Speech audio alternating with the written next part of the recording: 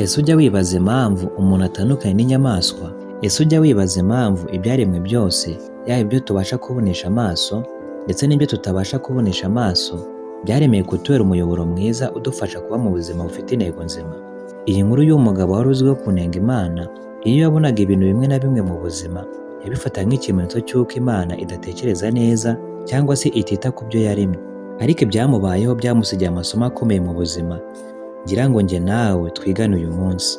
Reka nongere ngusuhuze wowe udahwema gukurikirana ibiganiro tugenda tubagezaho umunsi ku munsi. Aho uri hose ugubwe neza. Iyi wumva ni Jobless Rwanda mu kiganiro Ibanga ry'Ubuzima. Igihe kimwe ubwo umugabo yari yicaye munsi y'igiti yitegereza ubunini bwacyo, mu ntekerezo ze yatangiye kwibaza uburyo ki igiti gifite imbuto nto kandi kikaba ari kinini mu buryo bugaragarira amaso. Muri we yumvishe bidakwiye, atangira kunegura Imana nk'umuremyi wa byose agira ati, Mana, ntabwo bikwiye ko igiti kinini gutya wagombaga kugiha imbuto nto zitajyanye n'ubunini bwacyo. Mu by'ukuri ntabwo bikwiye nyabusa.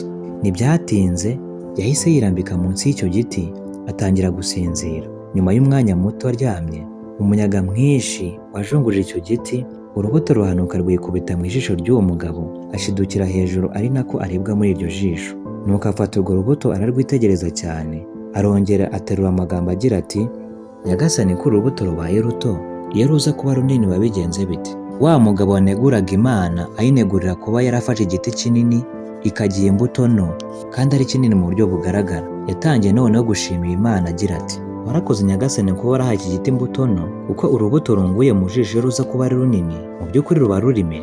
Natwe ni kenshi dukunze kunegura Imana tukayipfobya kandi bidakwiriye, ariko nagira ngo ubwire ko buri kintu cyose Imana yakiremye izi impamvu, izi ntangiriro ryacyo kandi izi n'iherezo ryacyo. Ibaze uyu mugabo waneguraga Imana, iyo Imana iza gufata iki giti ikagiha imbuto nini nk'uko byari mu ntekerezo z'uyu mugabo, mu by'ukuri urubuto rwashoboraga kuba rwamanuka rukaba rwamena n'umutwe, akaba yahaburira n'ubuzima. Ariko kuko urubuto rwabaye ruto, rwaramanutse rugwa mu jisho ry'uyu mugabo, yumva uburibwe ariko ntiyagira icyo yangirika ku mubiri we, yumva uburibwe bw'akanya gato. Uyu munsi reba mugenzi wawe ugatangira kumwibazaho no kumunenga ku bw'imiterere cyangwa se uburyo amezemo. Wenda n'amaso afite ni impumyi, ntabasha kumva n'ibindi byinshi. Umwanya wo kumunenga no kumunegura bakagombye guhita utekereza why, ni ukubera iki, ni ukubera iki ameze gutyo, ukanaha Imana icyubahiro kuko hari impamvu iba yaratumye ibyo byose biba. Imana ntabwo ijya yirengagiza cyangwa se ngo yibagirwe gukora. Imana yo ikora ibintu ku bw'impamvu runaka. Umwanya rero wo kwijujutira Imana ku byo yakoze, ahubwo ujya ufata umwanya uyishimire, uyihe icyubahiro mu byo yakoze mu buzima bwawe. Akenshi abantu batekereza ko ibintu bidahuje, ariko mu by'ukuri byose bifite impamvu. Iyo imbuto nini zimanuka ku biti binini, byari gutera akaga ku bantu bicaye munsi yabyo. Imana yabigenje gutyo kugira ngo tubone umutekano.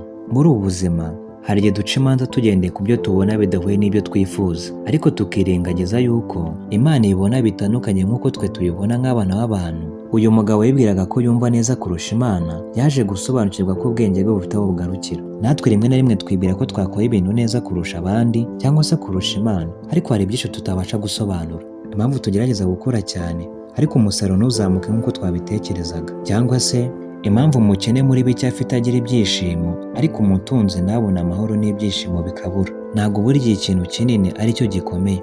Hari igihe ibintu bito bigira ingaruka zikomeye mu buzima bwacu. Igihe urubuto ruto rwagwaga mu ijisho ry'uyu mugabo rwamuhindura imitekerereze ye yose. Uyu mugabo ntiyashimaga igiti uko cyari kimeze kugeza ubwo agira ikibazo. Natwe akenshi ntidushimira ibyo dufite kugeza ubwo tubibuze cyangwa se tubonye ingaruka zabyo ku buzima bwacu.